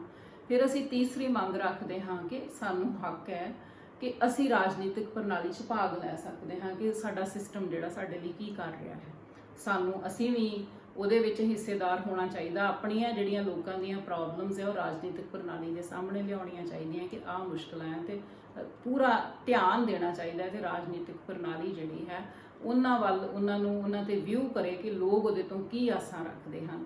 ਸੋ ਇਸ ਤਰ੍ਹਾਂ ਅਸੀਂ ਰਾਜਨੀਤਿਕ ਪ੍ਰਣਾਲੀ 'ਚ ਆਪਣੀ ਭਾਗੀਦਾਰੀ ਜਿਹੜੀ ਹੈ ਉਹ ਸ਼ੋਅ ਕਰਦੇ ਹਾਂ। ਪੂਰਾ ਹਿੱਸਾ ਲੈਣ ਦੀ ਆਪਾਂ, ਜੇ ਕੋਈ ਸਰਕਾਰ ਦੇ ਕਾਨੂੰਨ ਬਣਾਉਂਦੀ ਹੈ ਉਹ ਨਹੀਂ ਸਹੀ ਲੱਗਦਾ ਤੇ ਅਸੀਂ ਨਿਊਜ਼ਪੇਪਰ 'ਚ ਉਹਨੂੰ ਕ੍ਰਿਟੀਸਾਈਜ਼ ਕਰਦੇ ਹਾਂ। ਤੇ ਇਹਦੇ ਨਾਲ ਕਿ ਸਾਡੇ ਸਿਸਟਮ ਨੂੰ ਪਤਾ ਲੱਗਦਾ ਹੈ ਕਿ ਉਹਨਾਂ ਨੇ ਕਾਨੂੰਨ ਸਹੀ ਪਾਸ ਕੀਤਾ ਜਾਂ ਗਲਤ ਪਾਸ ਕੀਤਾ। ਇਹ ਸਾਡਾ ਹੀ ਕਹਿੰਦੇ ਅਸੀਂ ਡੈਮੋਕ੍ਰੈਟਿਕ ਕੰਟਰੀ 'ਚ ਰਹਿੰਦੇ ਹਾਂ ਜੀ। ਸਾਨੂੰ ਹੱਕ ਹੈ ਕਿ ਅਸੀਂ ਸਰਕਾਰ ਦੀਆਂ ਜਿਹੜੀਆਂ ਗੱਲਾਂ ਹੈ, ਜੇ ਠੀਕ ਹੈ ਤੇ ਉਹਨਾਂ ਨੂੰ ਠੀਕ ਕਹੀਏ, ਜੇ ਗਲਤ ਹੈ ਤੇ ਅਸੀਂ ਗਲਤ ਕਹਿ ਸਕਦੇ ਹਾਂ। ਸੋ ਇਸੇ ਤਰ੍ਹਾਂ ਹੀ ਚੌਥੀ ਜਿਹੜੀ ਆਸ ਅਸੀਂ ਰੱਖਦੇ ਹਾਂ ਰਾਜਨੀਤਿਕ ਪ੍ਰਣਾਲੀ ਤੋਂ, ਉਹ ਹੈ ਕਿ ਸੂਚਨਾ ਪ੍ਰਾਪਤ ਕਰਨ ਦੀ ਮੰਗ, ਕਿ ਰਾਜਨੀਤਿਕ ਪ੍ਰਣਾਲੀ ਕੀ ਕਰ ਰਹੀ ਹੈ। ਹੁਣ ਇਹ ਪਿੱਛੇ ਦੀ ਬੈਸਟ ਐਗਜ਼ਾਮਪਲ ਸੀ ਕਿ PTC ਨਿਊਜ਼ ਤੇ ਅਸੀਂ ਦੇਖਦੇ ਰਹੇ ਕਿ ਕੈਪਟਨਸ ਗਵਰਨਮੈਂਟ ਦੇ, ਕਾਂਗਰਸ ਸਰਕਾਰ ਦੇ ਉੱਤੇ ਅਕਾਲੀ ਦਲ ਬਾਦਲ ਵੱਲੋਂ ਇਹ ਦੋਸ਼ ਲਾਏ ਜਾ ਰਿਹਾ ਸੀ ਕਿ ਇਹਨਾਂ ਨੂੰ ਸੈਂਟਰ ਤੋਂ ਇੰਨੇ ਕਰੋੜ ਰੁਪਈਆ ਆ ਗਿਆ ਹੈ ਪੈਂਡੈਮਿਕ ਨੂੰ ਠੱਲ ਪਾਉਣ ਲਈ, ਕਿ ਮਤਲਬ ਇਹ ਪੰਜਾਬ ਦੀ ਪ੍ਰੋਗਰੈਸ ਵਾਸਤੇ। ਤਾਂ ਉਹ ਕੀ ਸੀ, ਉਹ ਸੂਚਨਾ ਮੰਗ ਰਹੇ ਸੀ ਕਿ ਸਾਨੂੰ ਇਹਦਾ ਪੂਰਾ ਸਪਸ਼ਟੀਕਰਨ ਦਿਓ ਕਿ ਉਹ ਪੈਸਾ ਤੁਸੀਂ ਕਿੱਥੇ ਖਰਚ ਕੀਤਾ ਹੈ। ਤਾਂ ਅੱਗੋਂ ਫਿਰ ਜਿਹੜੀ ਸਰਕਾਰ ਸੀ, ਜਿਹੜੀ ਹੁਣ ਦੀ ਸਾਡੀ ਰਾਜਨੀਤਿਕ ਪ੍ਰਣਾਲੀ ਹੈ, ਤੇ ਉਹ ਸਪਸ਼ਟ ਕਰ ਰਹੇ ਸੀ ਕਿ ਇਹ ਜਿਹੜਾ ਪੈਸਾ ਹੈ ਇਹ ਨਹੀਂ ਆਇਆ। ਸੋ ਇਹਦਾ ਭਾਵ ਇਹ ਸੀ ਕਿ we have the right to get information what our system is doing, ਕਿ ਸਾਨੂੰ ਸੂਚਨਾ ਪ੍ਰਾਪਤ ਕਰਨ ਦਾ ਹੱਕ ਹੈ। ਜੇ ਮਨੀ ਹੈਗਾ ਆ, ਪੈਸਾ ਹੈਗਾ ਵਾ, ਤੇ ਉਹ ਪੈਸਾ ਕਿੱਥੇ ਲੱਗ ਰਿਹਾ ਹੈ ਜਾਂ ਇਹ ਤਰੱਕੀ ਕਿਉਂ ਨਹੀਂ ਹੋਈ। ਇਹ ਵੀ ਅਸੀਂ ਜਿਹੜੀ ਮੰਗ ਹੈ ਉਹ ਰਾਜਨੀਤਿਕ ਪ੍ਰਣਾਲੀ ਤੋਂ ਰੱਖਦੇ ਹਾਂ। ਸੋ ਸਟੂਡੈਂਟਸ, ਡੇਵਿਡ ਈਸਟਨ ਨੇ ਇਹ 4 ਤਰ੍ਹਾਂ ਦੀਆਂ ਮੰਗਾਂ ਜਿਹੜੀਆਂ ਹਨ ਇਹਨਾਂ ਨੂੰ ਨਿਵੇਸ਼ ਕਿਹਾ ਹੈ, ਤੇ ਨਾਲ ਦੀ ਨਾਲ ਉਹਨਾਂ ਨੇ ਕਿਹਾ ਹੈ ਕਿ ਅਸੀਂ ਰਾਜਨੀਤਿਕ ਪ੍ਰਣਾਲੀ ਨੂੰ ਸਮਰਥਨ ਵੀ ਦਿੰਦੇ ਹਾਂ, ਸਪੋਰਟ ਕਰਦੇ ਹਾਂ। ਅਸੀਂ ਉਹ ਕਿਸ ਤਰ੍ਹਾਂ ਸਪੋਰਟ ਕਰਦੇ ਹਾਂ, ਪਹਿਲਾਂ ਤੇ ਅਸੀਂ ਆਪਣੀ ਰਾਜਨੀਤਿਕ ਪ੍ਰਣਾਲੀ ਬਣਾਉਂਦੇ ਹਾਂ, ਵੋਟ ਪਾ ਕੇ, ਤੇ ਆਪਣੇ ਲਈ ਰਾਜਨੀਤਿਕ ਪ੍ਰਣਾਲੀ ਐਸਟੈਬਲਿਸ਼ ਕਰਦੇ ਹਾਂ। ਫਿਰ ਅਸੀਂ ਟੈਕਸ ਪੇ ਕਰਦੇ ਹਾਂ ਕਿ ਰਾਜਨੀਤਿਕ ਪ੍ਰਣਾਲੀ ਨੂੰ ਪੈਸਾ ਮਿਲੇ, ਤੇ ਉਹਦੇ ਨਾਲ ਉਹ ਪ੍ਰੋਗਰੈਸਿਵ ਵਰਕ ਜਿਹੜੇ ਚਾਹੀਦੇ ਹਨ, ਇਕਨੋਮਿਕ ਡਿਵੈਲਪਮੈਂਟਸ ਜਿਹੜੀਆਂ ਉਹ ਕਰੇ। ਫਿਰ ਅਸੀਂ ਕਾਨੂੰਨ ਮੰਨਦੇ ਹਾਂ, ਓਬੀਡੀਐਂਟ ਹੁੰਦੇ ਹਾਂ। ਹੁਣੇ ਅਸੀਂ ਕਰਫਿਊ ਲੱਗਾ ਸੀ ਤੇ ਅਸੀਂ ਕਾਨੂੰਨ ਮੰਨਿਆ ਸੀ, ਕਿਹਾ ਕਿ ਸਰਕਾਰ ਸਾਡੇ ਲਈ ਚੰਗਾ ਕੰਮ ਕਰ ਰਹੀ ਹੈ, ਸਾਨੂੰ ਅੰਦਰ ਰਹਿਣਾ ਚਾਹੀਦਾ ਹੈ ਕਿਉਂਕਿ ਉਹ ਸਾਡੀ ਸੇਫਟੀ ਲਈ ਕੰਮ ਕਰ ਰਹੀ ਹੈ। ਇਸੇ ਤਰ੍ਹਾਂ ਹੀ ਚੰਗੇ ਕਾਨੂੰਨ ਜਦੋਂ ਬਣਦੇ ਹਨ ਤੇ ਲੋਕ ਉਹਨਾਂ ਦੀ ਸਪੋਰਟ ਕਰਦੇ ਨੇ, ਲੋਕ ਬੜੇ ਖੁਸ਼ ਹੁੰਦੇ ਨੇ ਕਿ ਜਿਸ ਤਰ੍ਹਾਂ ਗਰਲਸ ਦੀ ਫ੍ਰੀ ਐਜੂਕੇਸ਼ਨ, ਤੇ ਬੜਾ ਅੱਛਾ ਹੈ ਕਿ ਐਜੂਕੇਸ਼ਨ ਨੂੰ ਪ੍ਰਮੋਟ ਕਰ ਰਹੀ ਹੈ ਸਾਡੀ ਰਾਜਨੀਤਿਕ ਪ੍ਰਣਾਲੀ। ਸੋ ਇਸ ਤਰ੍ਹਾਂ ਅਸੀਂ ਰਾਜਨੀਤਿਕ ਪ੍ਰਣਾਲੀ ਨੂੰ ਸਪੋਰਟ ਕਰਦੇ ਹਾਂ, ਸਮਰਥਨ ਕਰਦੇ ਹਾਂ, ਜਿਹੜੇ ਕੰਮ ਉਹ ਸਾਡੇ ਲਈ ਚੰਗੇ ਹੁੰਦੇ ਹਨ ਔਰ ਉਹਦੀ ਹੈਲਪ ਵੀ ਕਰਦੇ ਹਾਂ। ਸੋ ਇਹ ਸੀ ਡੇਵਿਡ ਈਸਟਨ ਜੀ ਦੇ ਨਿਵੇਸ਼ ਕਾਰਜ, ਜਿਹੜੇ ਕਿ ਰਾਜਨੀਤਿਕ ਪ੍ਰਣਾਲੀ ਮੀਨਸ ਕਿ ਮੰਗਾਂ ਲੋਕਾਂ ਦੁਆਰਾ ਰਾਜਨੀਤਿਕ ਪ੍ਰਣਾਲੀ ਦੇ ਸਾਹਮਣੇ ਰੱਖੀਆਂ ਜਾਂਦੀਆਂ ਹਨ। ਹੁਣ ਹੈ ਬੱਚਿਓ ਕਿ ਇਹ ਮੰਗਾਂ ਜਿਹੜੀਆਂ, ਇਹ ਨਿਵੇਸ਼ ਕਾਰਜ ਜਿਹੜੇ ਉਹ ਰਾਜਨੀਤਿਕ ਪ੍ਰਣਾਲੀ ਦੇ ਅੱਗੇ ਪਹੁੰਚ ਗਿਆ, ਤੇ ਹੁਣ ਕੀ ਚਾਹੀਦਾ ਹੈ, ਨਿਕਾਸ ਕਾਰਜ ਕਿਹੜੇ ਹਨ, output function, what are the output functions of ਰਾਜਨੀਤਿਕ ਪੋਲੀਟੀਕਲ ਸਿਸਟਮ। ਸੋ ਜਦੋਂ ਜਿਸ ਤਰ੍ਹਾਂ ਮੈਂ ਕਿਹਾ ਹੈ ਕਿ ਮੈਂ ਕੱਚਾ ਮਾਲ ਕੀ ਦਿੱਤਾ, ਮੈਂ ਐਗਜ਼ਾਮਪਲ ਦਿੱਤੀ ਕੰਬਲ ਦੀ ਫੈਕਟਰੀ ਵਾਲੀ, ਸਾਰਾ ਕੁਝ ਮੈਂ ਨਿਵੇਸ਼ ਕਰ ਲਿਆ।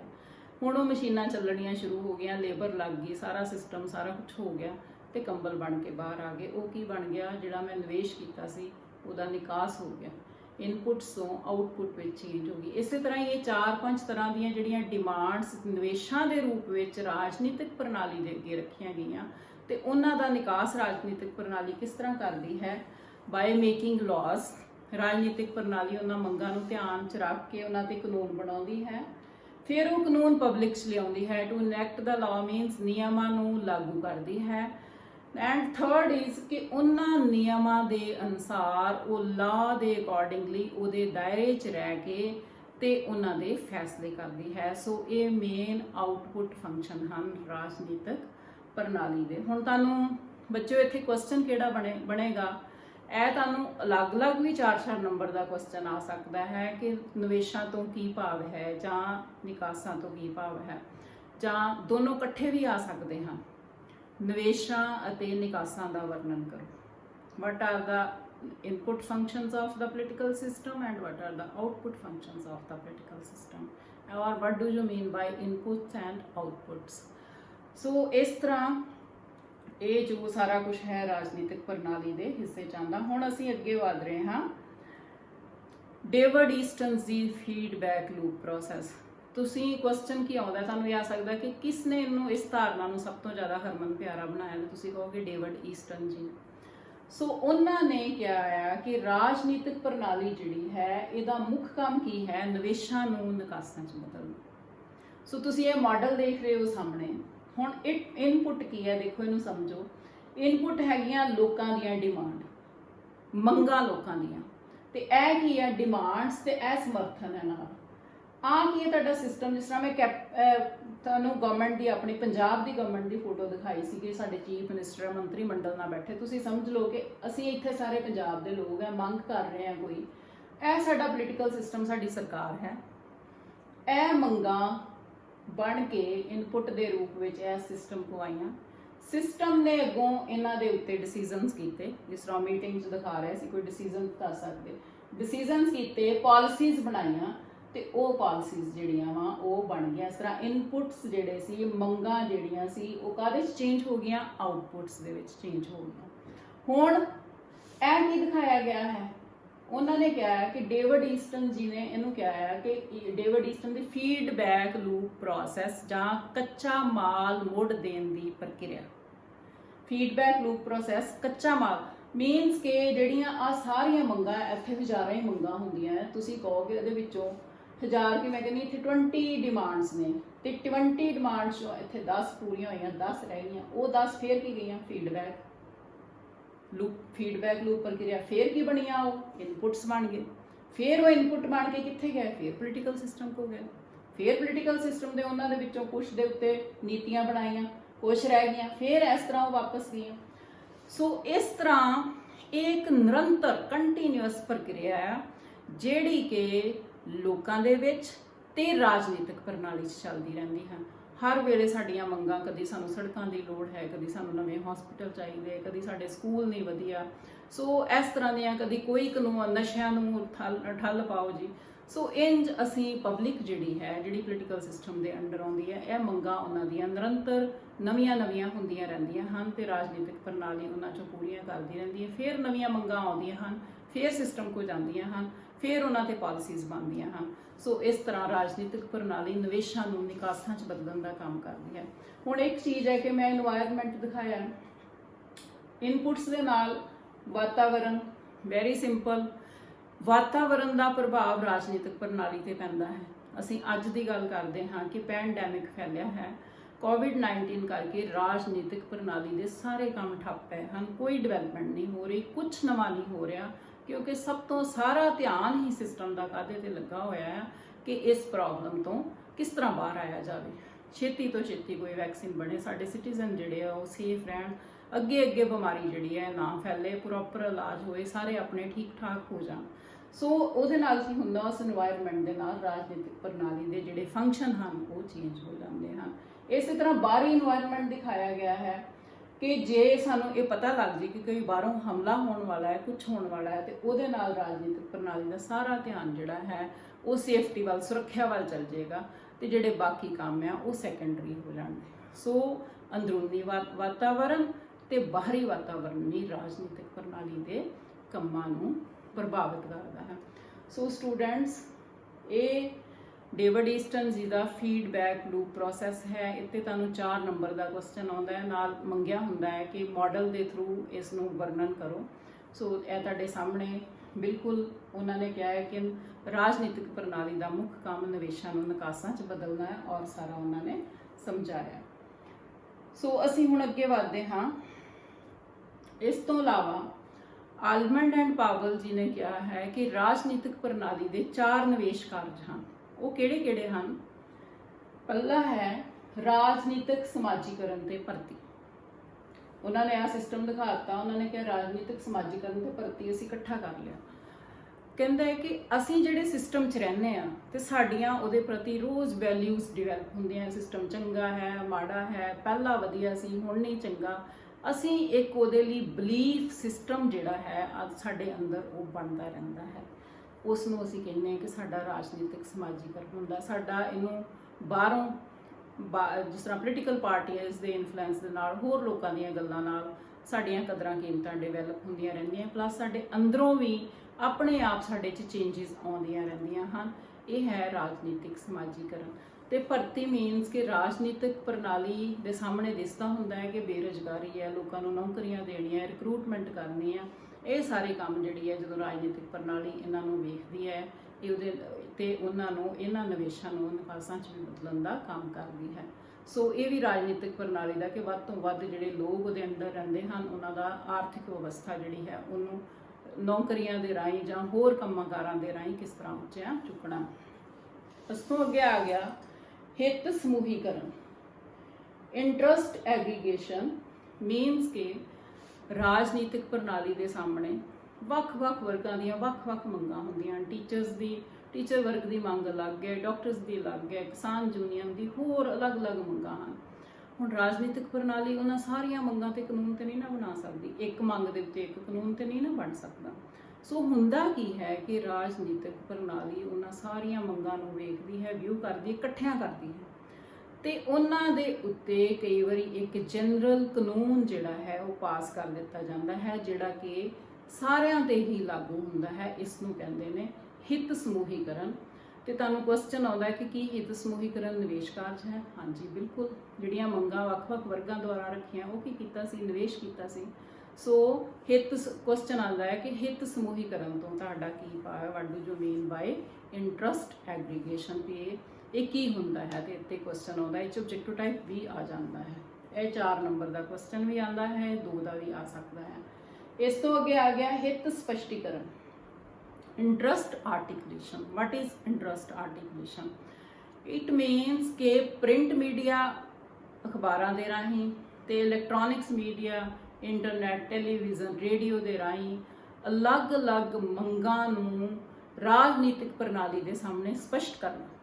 ਜੇ ਤੁਹਾਡੀ ਮੰਗ ਜਿਹੜੀ ਹੈ ਉਹ ਰਾਜਨੀਤਿਕ ਪ੍ਰਣਾਲੀ ਦੇ ਅੱਗੇ ਪੂਰੀ ਤਰ੍ਹਾਂ ਬਿਆਨ ਹੋਏਗੀ, ਸਪਸ਼ਟ ਹੋਏਗੀ, ਤਾਂ ਹੀ ਰਾਜਨੀਤਿਕ ਪ੍ਰਣਾਲੀ ਜਿਹੜੀ ਹੈ ਉਹ ਕੰਮ ਕਰ ਸਕਦੀ। ਸੋ ਇਹ ਜਿਹੜਾ ਹਿੱਤ ਸਪਸ਼ਟੀਕਰਨ ਹੈ ਇਹ ਕੀ ਹੈ? ਇਹ ਨਿਵੇਸ਼ ਕਾਰਜ ਹੈ ਜੋ ਕਿ ਲੋਕਾਂ ਦੁਆਰਾ ਰਾਜਨੀਤਿਕ ਪ੍ਰਣਾਲੀ ਦੇ ਅੱਗੇ ਆਪਣੇ ਇੰਟਰਸਟ ਜਿਹੜੇ ਉਹਨਾਂ ਨੂੰ ਸਪਸ਼ਟ ਕੀਤਾ ਜਾਂਦਾ ਹੈ ਤੇ ਰਾਜਨੀਤਿਕ ਪ੍ਰਣਾਲੀ ਉਹਨਾਂ ਨੂੰ ਵਿਊ ਕਰਦੀ ਹੈ, ਵਿਚਾਰ ਕਰਦੀ ਹੈ ਤੇ ਉਹਨਾਂ ਦੇ ਉੱਤੇ ਮੰਗਾਂ ਜਿਹੜੀਆਂ ਉਹਨਾਂ ਤੇ ਕਾਨੂੰਨ ਪਾਸ ਕਰਦੀ ਹੈ ਤੇ ਉਹਨਾਂ ਮੰਗਾਂ ਨੂੰ ਪੂਰੀਆਂ ਕਰਦੀ ਹੈ। ਸੋ ਇਹ ਹੈ, ਇਹਦੇ ਤੇ ਵੀ 2 ਨੰਬਰ ਦਾ ਜਾਂ 4 ਨੰਬਰ ਦਾ ਬੱਚਿਓ ਕੁਐਸਚਨ ਬਣਦਾ ਹੈ। ਦੈਨ ਹੈ ਸੰਚਾਰ। ਕੋਈ ਵੀ ਸਿਸਟਮ ਮੀਡੀਆ ਤੋਂ ਬਿਨਾਂ ਵੀ ਨਿਵੇਸ਼ ਕਾਰਜ ਹੈ, ਨਹੀਂ ਚੱਲ ਸਕਦਾ। ਰਾਜਨੀਤਿਕ ਪ੍ਰਣਾਲੀ ਕੀ ਕਰ ਰਹੀ ਹੈ, ਇਹ ਸਾਰੇ ਦੀ ਸੂਚਨਾ ਅਸੀਂ ਇਲੈਕਟ੍ਰੋਨਿਕਸ ਤੇ ਪ੍ਰਿੰਟ ਮੀਡੀਆ ਰਾਹੀਂ ਸੁਣਦੇ ਹਾਂ ਤੇ ਇਸੇ ਮੀਡੀਆ ਦੇ ਰਾਹੀਂ ਲੋਕਾਂ ਦਾ ਜਿਹੜਾ ਪ੍ਰਤੀਕਰਮ ਹੈ, ਬਿਹੇਵੀਅਰ ਜਿਹੜਾ ਹੈ ਉਹ ਰਾਜਨੀਤਿਕ ਪ੍ਰਣਾਲੀ ਤੋਂ ਪਹੁੰਚਦਾ ਹੈ। ਸੋ ਲੋਕ ਜਿਹੜੇ ਹਨ ਉਹ ਅਖਬਾਰਾਂ, ਰੇਡੀਓ, ਟੈਲੀਵਿਜ਼ਨ ਦੇ ਰਾਹੀਂ ਰਾਜਨੀਤਿਕ ਪ੍ਰਣਾਲੀ ਦੇ ਕੰਮਾਂ ਤੋਂ ਜਾਣੂ ਹੁੰਦੇ ਹਨ ਤੇ ਆਪਣਾ ਪ੍ਰਤੀਕਰਮ, ਪ੍ਰਤੀਕੂਲਤਾ ਜਾਂ ਅਨੁਕੂਲਤਾ, ਸਪੋਰਟ ਜਾਂ ਕ੍ਰਿਟਿਸਿਜ਼ਮ ਜਿਹੜੀ ਹੈ ਉਹ ਵੀ ਸ਼ੋਅ ਕਰਦੇ ਹਨ ਪ੍ਰਿੰਟ ਮੀਡੀਆ ਦੇ ਰਾਹੀਂ। ਸੋ ਇੱਕ ਇੰਪੋਰਟੈਂਟ ਰੋਲ ਜਿਹੜਾ ਹੈ ਅੱਜ ਕੱਲ੍ਹ ਦੇ ਰਾਜਨੀਤਿਕ ਪ੍ਰਣਾਲੀ ਨੂੰ ਸਕਸੈਸਫੁਲ ਬਣਾਉਣ 'ਚ ਬੜੀ ਭੂਮਿਕਾ ਨਿਭਾਉਂਦਾ ਹੈ। ਇਹ ਰਾਜਨੀਤਿਕ ਪ੍ਰਣਾਲੀ ਦਾ ਨਿਵੇਸ਼ ਕਾਰਜ ਹੈ। ਇਕੱਠਾ ਤੁਹਾਨੂੰ ਆ ਸਕਦਾ ਹੈ ਕਿ ਆਲਮੰਡ ਐਂਡ ਪਾਵਲ ਅਨੁਸਾਰ ਰਾਜਨੀਤਿਕ ਪ੍ਰਣਾਲੀ ਦੇ ਨਿਵੇਸ਼ ਕਾਰਜ ਕਿਹੜੇ ਹਨ ਤੇ 2-2 ਨੰਬਰ ਦੇ ਕੁਐਸਚਨ ਹਿੱਤ ਸਮੂਹੀਕਰਨ ਕੀ ਹੈ, ਹਿੱਤ ਸਪਸ਼ਟੀਕਰਨ ਕੀ ਹੈ, ਇਹ ਆ ਸਕਦਾ ਹੈ। ਸੋ ਇਸ ਤੋਂ ਅੱਗੇ ਸਟੂਡੈਂਟਸ ਰਾਜ ਤੇ ਰਾਜਨੀਤਿਕ ਪ੍ਰਣਾਲੀ 'ਚ ਕੀ ਫਰਕ ਹੈ। ਰਾਜ ਇੱਕ ਪੁਰਾਣੀ ਧਾਰਨਾ ਹੈ ਤੇ ਰਾਜਨੀਤਿਕ ਪ੍ਰਣਾਲੀ 20ਵੀਂ ਸਦੀ ਦੀ ਧਾਰਨਾ ਹੈ। ਅਸੀਂ ਇੰਨਾ ਕੁਛ ਇਹਦੇ ਬਾਰੇ ਪੜ੍ਹ ਲਿਆ ਕਿ ਤੁਸੀਂ ਰਾਜਨੀਤਿਕ ਪ੍ਰਣਾਲੀ ਲਈ ਬਹੁਤ ਕੁਛ ਮੈਨੂੰ ਲੱਗਦਾ ਹੈ ਕਿ ਲਿਖ ਸਕਦੇ ਹੋ, ਡੇਵਿਡ ਈਸਟਨ ਤੋਂ ਸ਼ੁਰੂ ਹੋ ਕੇ। ਤੇ ਇਸ ਤੋਂ ਇਲਾਵਾ ਜਿਹੜੀ ਪੁਰਾਣੀ ਰਾਜਨੀਤਿਕ ਪ੍ਰਣਾਲੀ ਦੀ ਧਾਰਨਾ ਸੀ ਉਹ ਸੰਸਥਾਤਮਕ, ਆਪਾਂ ਕਿਹਾ ਕਿ ਰਾਜ ਤੇ ਸਰਕਾਰ ਦੇ ਅੰਗ, ਕਾਨੂੰਨ ਬਣਾਉਣਾ, ਕਾਨੂੰਨ ਲਾਗੂ ਕਰਨਾ ਤੇ ਕਾਨੂੰਨਾਂ ਅਨੁਸਾਰ ਫੈਸਲੇ ਕਰਨਾ, ਸਿਰਫ ਇਹਨਾਂ ਦਾ ਅਧਿਐਨ ਕਰਦੇ ਸੀ ਤੇ ਕਿਹੜਾ ਪੱਖ ਛੱਡ ਦਿੰਦੇ ਸੀ, ਮਨੁੱਖੀ ਸੁਭਾਅ।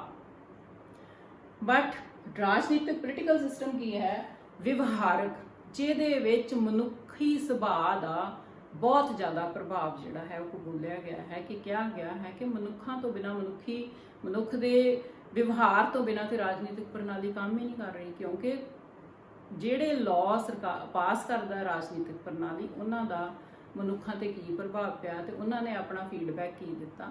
ਸੋ ਰਾਜਨੀਤਿਕ ਪ੍ਰਣਾਲੀ ਇੱਕ ਵਿਵਹਾਰਕ ਧਾਰਨਾ ਹੈ। ਦੂਜਾ, ਤੀਸਰਾ ਆ ਗਿਆ ਕਿ ਰਾਜ ਦੀਆਂ ਜਿਹੜੀਆਂ ਹੱਦਾਂ ਉਹ ਖੇਤਰੀ ਹੁੰਦੀਆਂ। ਜਿਸ ਤਰ੍ਹਾਂ ਆਪਾਂ ਇੰਡੀਆ 'ਚ ਰਹਿੰਦੇ, ਸਾਨੂੰ ਪਤਾ ਹੈ ਕਿ ਇੰਡੀਆ ਦੀ ਸੀਮਾ ਆ ਵਾ, ਉਸ ਤੋਂ ਅੱਗੇ ਪਾਕਿਸਤਾਨ ਸ਼ੁਰੂ ਹੁੰਦਾ ਹੈ, ਇੱਧਰ ਚਾਈਨਾ ਆ, ਇੱਧਰ ਸ਼੍ਰੀਲੰਕਾ, ਇੱਥੇ ਬੰਗਲਾਦੇਸ਼ ਹੈ। ਸੋ ਇਹ ਇੱਕ ਸੀਮਾ ਆ। ਪਰ ਰਾਜਨੀਤਿਕ ਪ੍ਰਣਾਲੀ ਜਿਹੜੀ, ਇਹਦੀਆਂ ਸਾਰੀਆਂ ਜਿਹੜੀਆਂ ਹੱਦਾਂ ਹਨ ਉਹ ਇਹਦੇ ਕੰਮਾਂ ਤੇ ਡਿਪੈਂਡ ਕਰਦੀਆਂ ਹਨ। ਇਹਦੇ ਕਾਰਜਾਂ ਦੇ ਨਾਲ ਰਾਜਨੀਤਿਕ ਪ੍ਰਣਾਲੀ ਦੀਆਂ ਜਿਹੜੀਆਂ ਹੱਦਾਂ ਹਨ ਉਹ ਚੇਂਜ ਹੁੰਦੀਆਂ ਰਹਿੰਦੀਆਂ ਹਨ। ਫਿਰ ਉਸ ਤੋਂ ਬਾਅਦ ਅਸੀਂ ਲਾਸਟ ਟਾਈਮ +1 'ਚ ਵੀ ਵੇਖੋ ਬੱਚੇ ਕਰਦੇ ਸੀਗੇ ਸਿਲੇਬਸ 'ਚ ਕਿ what are the 4 elements of the state, ਤੇ ਤੁਸੀਂ ਕਹਿੰਦੇ ਸੀ ਕਿ population, territory, government and sovereignty, means ਵਸੋਂ, ਭੂਮੀ, ਸਰਕਾਰ ਤੇ ਪ੍ਰਭੂਸੱਤਾ। ਪਰ ਰਾਜਨੀਤਿਕ ਪ੍ਰਣਾਲੀ ਕੀ ਹੈ ਕਿ ਇਹਦਾ ਸਰੂਪ ਹਰ ਦੇਸ਼ ਵਿੱਚ ਅਲੱਗ-ਅਲੱਗ ਹੈ। ਜਿਸ ਤਰ੍ਹਾਂ ਅਸੀਂ ਇੰਡੀਆ ਦੀ ਗੱਲ ਕਰਦੇ ਹਾਂ ਤੇ ਇੱਥੇ ਸੰਸਦੀ ਪ੍ਰਣਾਲੀ ਦੀ ਸਰਕਾਰ ਹੈ, ਪਰ ਜੇ ਅਸੀਂ ਅਮਰੀਕਾ 'ਚ ਚੱਲ ਜਾਈਏ ਤੇ ਉੱਥੇ ਪ੍ਰੈਜ਼ੀਡੈਂਸ਼ੀਅਲ ਫਾਰਮ ਆਫ ਗਵਰਨਮੈਂਟ ਹੈ। ਸੋ ਇਸ ਤਰ੍ਹਾਂ ਹਰ ਦੇਸ਼ ਦੀ ਆਪਣੀ ਪ੍ਰਣਾਲੀ ਹੈ, ਆਪਣਾ ਹੀ ਸਰੂਪ ਹੈ, ਲੋਕਾਂ ਦਾ ਉੱਥੋਂ ਦਾ ਵਿਵਹਾਰ ਆਪੋ ਆਪਣਾ ਹੈ। ਸੋ ਇਹ ਮੇਨ ਫਰਕ ਹੈ। ਪਰ ਰਾਜ ਦੇ ਜਿਹੜੇ ਐਲੀਮੈਂਟ ਆ ਉਹ ਹਰ ਰਾਜ ਦੇ ਉਹ 4 ਸੇਮ ਹੀ ਰਹਿਣੇ ਆ। ਅਮਰੀਕਾ ਦੇ ਵੀ ਸੇਮ ਹੈ, ਇੰਡੀਆ ਦੇ ਵੀ ਸੇਮ ਹੈ, ਉਂਝ ਹੀ ਸੀਮਾ ਬਣੀਆਂ ਹੋਈਆਂ। ਪਰ ਜਿਹੜੇ ਸਰੂਪ ਹਨ ਰਾਜਨੀਤਿਕ ਪ੍ਰਣਾਲੀ ਦੇ ਅਲੱਗ-ਅਲੱਗ ਹਨ ਤੇ ਰਾਜਨੀਤਿਕ ਪ੍ਰਣਾਲੀ ਦਾ ਮੁੱਖ ਕੰਮ ਨਿਵੇਸ਼ਾਂ ਨੂੰ ਨਿਕਾਸਾਂ 'ਚ ਬਦਲਣਾ ਹੈ। ਸੋ ਇਹ ਇਹਦਾ ਸੈਕਿੰਡ ਪਾਰਟ ਸੀ। ਸੋ ਬੱਚਿਓ, ਇਹਦੇ ਨਾਲ ਇਹ ਚੈਪਟਰ ਖਤਮ ਹੋਇਆ ਤੇ ਮੈਂ ਬਹੁਤ ਕੋਸ਼ਿਸ਼ ਕੀਤੀ ਹੈ ਕਿ ਤੁਹਾਨੂੰ ਇਹ ਸਾਰਾ ਕੁਝ ਸਮਝ ਆ ਜਾਏ। ਮੈਂ ਚਾਹੁੰਦੀ ਹਾਂ ਕਿ ਤੁਹਾਡੇ ਆਪਣੇ ਡਾਊਟਸ ਜਿਹੜੇ ਹਨ ਉਹ ਤੁਸੀਂ ਦੁਬਾਰਾ ਇਹਨੂੰ ਵਿਊ ਕਰੋਗੇ, ਵੇਖੋਗੇ, ਜੇ ਧਿਆਨ ਨਾਲ ਸੁਣੋਗੇ ਤੇ ਮੈਨੂੰ ਨਹੀਂ ਲੱਗਦਾ ਕਿ ਇਹ ਚੈਪਟਰ ਤੁਹਾਨੂੰ ਨਹੀਂ ਸਮਝ ਆਏਗਾ। ਬੱਚਿਓ, ਇਹ ਚੈਪਟਰ ਇੰਨਾ ਇੰਪੋਰਟੈਂਟ ਹੈ ਕਿ ਸਾਰੀ ਪੋਲੀਟੀਕਲ ਸਾਇੰਸ +2 ਦਾ ਇਹ ਧੁਰਾ ਹੈ। ਜੇ ਤੁਹਾਨੂੰ ਇਹ ਚੈਪਟਰ ਆ ਜਾਏਗਾ ਤਾਂ ਤੁਹਾਡੇ ਲਈ ਬਿਊਰੋਕ੍ਰੇਸੀ ਕਰਨੀ ਬਹੁਤ ਸੌਖੀ ਹੋ ਜਾਏਗੀ। So thank you very much. ਤੁਸੀਂ ਇਹਨੂੰ ਪਲੀਜ਼ ਜ਼ਰੂਰ ਧਿਆਨ ਦੇ ਨਾਲ ਵੇਖਣਾ ਔਰ ਮੈਨੂੰ ਫੀਡਬੈਕ ਵੀ ਕਰਨਾ ਹੈ। Thank you. Have a nice day. Focus on your studies and